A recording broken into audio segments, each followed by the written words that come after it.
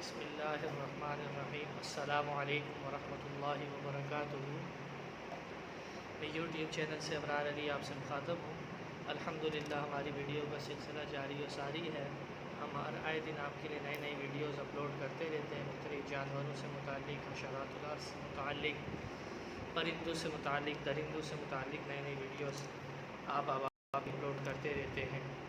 تو ہمارے دیکھنے والے سننے والوں سے گزارش ہے وہ چینل سبسکرائب کر دیں، بیل آئیکن کے بٹن کو پریس کر دیں تاکہ آپ مزید ویڈیوز سے لطف اندوز ہو سکیں، اور زیادہ سے زیادہ گروپس میں دیگر جگہوں پہ ہماری ویڈیو کو شیئر کیا کریں اور ہمیں فیڈ بیک دیا کریں۔ جزاک اللہ خیرہ۔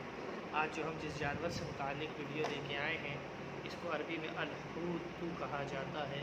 اس کا ذکر قرآن مجید میں بھی ہے، اس کے متعلق حکایات بھی ہیں، واقعات بھی ہیں۔ الحوت اردو میں مچھلی اس کو کہا جاتا ہے، بنگالی میں ماچھ اس کو کہا جاتا ہے، بلوچی میں ماہی، پشتو میں مہی، پنجابی میں مچھی، اور سندھی میں بھی مچھی، سندھی میں بھی مچھی، کشمیری میں اس کو گاڈ، انگریزی میں اس کو FISH فش کہا جاتا ہے۔ یہ مختلف زبانوں میں اس کے مختلف اسما تھے جو آپ کو بتائے گئے، نام تھے جو آپ کو بتائے گئے۔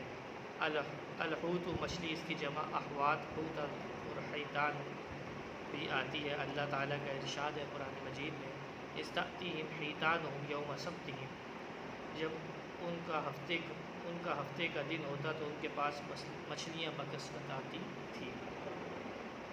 اس میں چونکہ طوالت ہے، بنی اسرائیل کے واقعے کی طرف یہ اشارہ ہے۔ بس اب اشکال پیدا ہوتا ہے کہ مچھلیوں کو ہفتے کے دن کا علم کیسے ہوتا تھا۔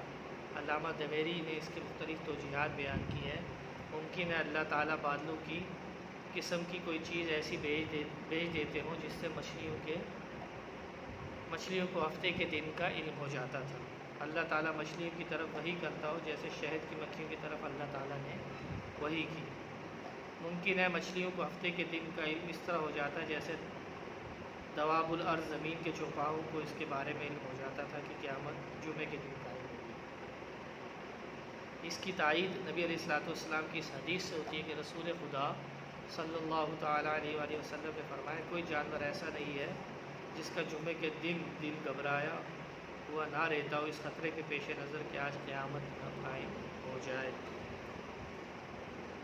پھر اس کی مختلف وجوہات ہیں۔ دوسری وجہ اس کی یہ ہے، ممکن ہے مچھلیوں کو حرم کعبہ کے کبوتروں کی طرح ہفتے کے دن کا سلامتی کا شعور ہو جاتا تھا، کیونکہ حرم کے کبوتر حاجیوں کے مجمع کے باوجود آزادی کے ساتھ پھرتے ہیں۔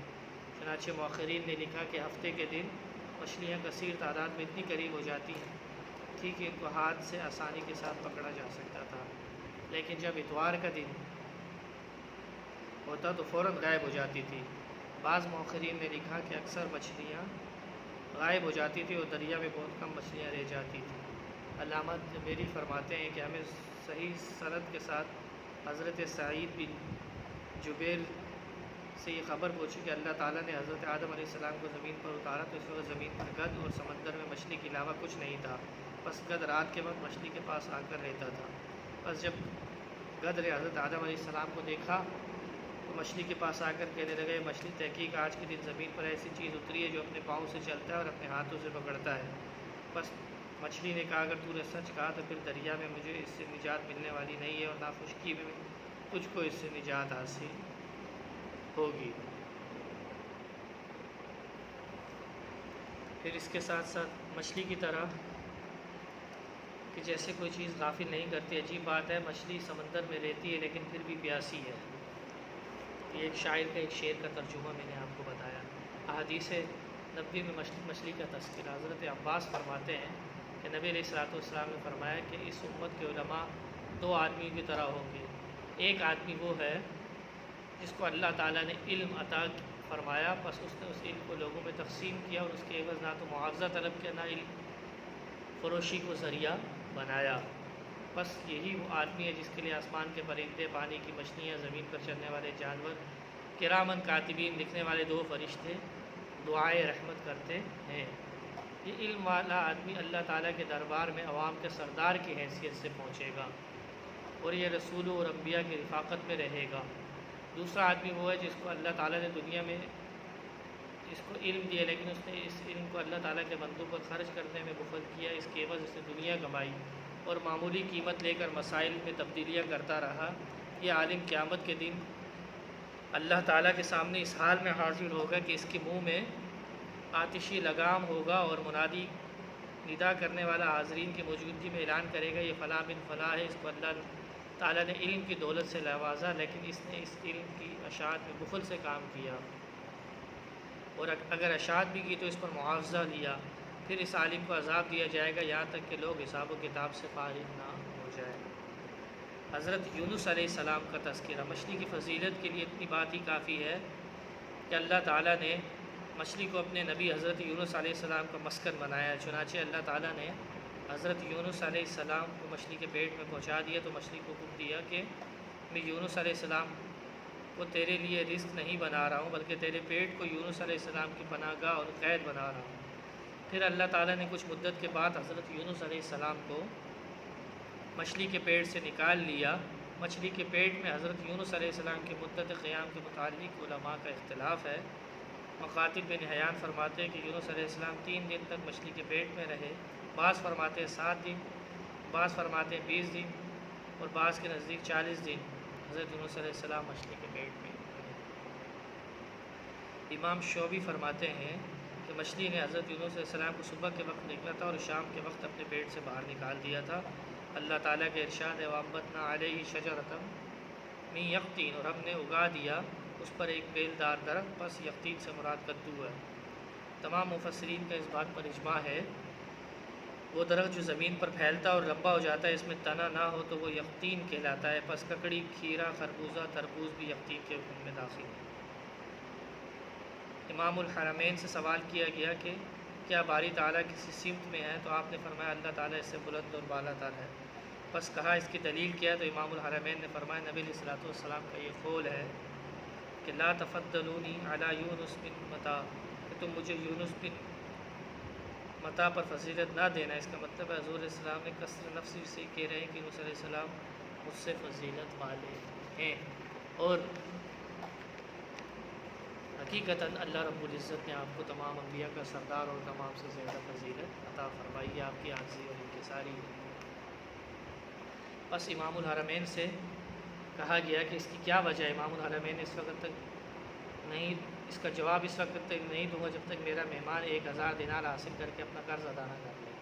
بس وہ آدمی کھڑے ہو گئے، انہوں نے امام الحرمین مہمان کو 1000 دینار ادا کر دیے۔ امام الحرمین نے فرمایا کہ حضرت علیہ السلام دریا میں کود پڑے تو مچھلی نے نگل لیا، اور دریا کی تہہ میں پہنچ کر آپ پر 3 قسم کی تاریکیاں چھا گئی، ایک دریا کی تاریکی، دوسری رات کی تاریکی، تیسری مچھلی کے پیٹ کی تاریکی۔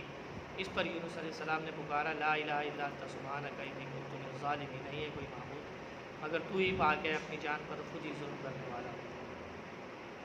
چنانچہ نبی علیہ الصلوۃ والسلام شب معراج میں رفرف پر سوار ہوئے، ایک مقام پر پہنچے پر جہاں پر قلموں کی چلنے کی آوازیں آ رہے تھے۔ آپ نے وہاں اپنے رب سے راز و نیاز کی باتیں کی، تو اسی حالت میں ہونے کے باوجود حضرت یونس علیہ السلام کو سمندر کی گہرائیوں میں جو قریب خداوت نصیب تھا، وہی قریب خداوت رسول خدا صلی اللہ تعالی وسلم کو شب معراج میں نصیب نہیں ہوا۔ حضرت انس کہتے ہیں کہ ایک سفر میں ہم نبی علیہ السلام کے پاس تھے رضی اللہ تعالیٰ عنہ، بس ایک منزل پر ہمارا قیام ہو، بس جب ہم وادی میں پہنچے تو ایک آدمی کی آواز سنی جو کہہ رہا تھا اے اللہ مجھے محمد صلی اللہ علیہ وسلم کی امت مرحومہ میں شامل فرما۔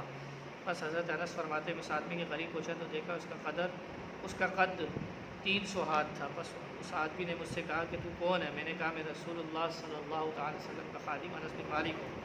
بس اس آدمی نے کہا کہ محمد صلی اللہ تعالی وسلم کہاں ہے؟ میں نے جواب دیا یہی قریب میں ہے۔ انہوں نے آپ کی گفتگو سماعت فرما لی ہے۔ اس آدمی نے کہا آپ جا کر محمد صلی اللہ تعالی علیہ وسلم احساس کریں کہ آپ صلی اللہ علیہ وسلم کے بھائی الیاس علیہ السلام آپ کو سلام کہہ رہے ہیں۔ حضرت انس فرماتے ہیں میں نبی علیہ السلام کی خدمت میں حاضر ہوا، ان کو یہ خبر پہنچائی، بس آپ حضرت الیاس علیہ السلام کے پاس آئے، یہاں تک کہ ان سے معانقہ کیا اور بیٹھ کر آپس میں گفتگو کی۔ بس حضرت الیاس علیہ السلام نے فرمایا کہ رسول خدا صلی اللہ علیہ وسلم سال میں صرف 1 مرتبہ کھانا کھاتا ہوں اور آج میری افطاری کا دن ہے، بس آپ صلی اللہ علیہ وسلم بھی میرے ساتھ کھانا تناول فرمائے۔ بس آسمان سے ان دونوں پر ایک دسترخوان اترا جس میں روٹی، مچھلی اور ساگ وغیرہ تھی۔ فرماتے ہیں کہ دونوں نے حضرات نے کھانا تناول فرمایا، مجھے بھی کھلایا، اور دونوں حضرات نے عصر کی نماز ادا کی، پھر آپ علیہ الصلوۃ والسلام چل دی۔ حضرت انس فرماتے کہ اس کے بعد حضرت الیاس علیہ السلام ایک بادل پر سوار ہو کر آسمان کی جانب پرواز کر رہے ہیں۔ یہ فائدہ اس کا سن لیں، مچھلی کی کیا کیا فائدات ہیں، یہ تو واقعات ہیں۔ بشیری کہتے ہیں سلیمان علیہ السلام نے اپنے رب سے درخواست کی کہ اگر آپ اجازت دیں تو ایک دن میں تمام حیوانات کی دعوت کروں۔ بس اللہ تعالیٰ نے حضرت سلیمان علیہ السلام کو اجازت دے دی۔ بس سلیمان علیہ السلام نے ایک طویل عرصے تک دعوت کا سامان جمع کیا۔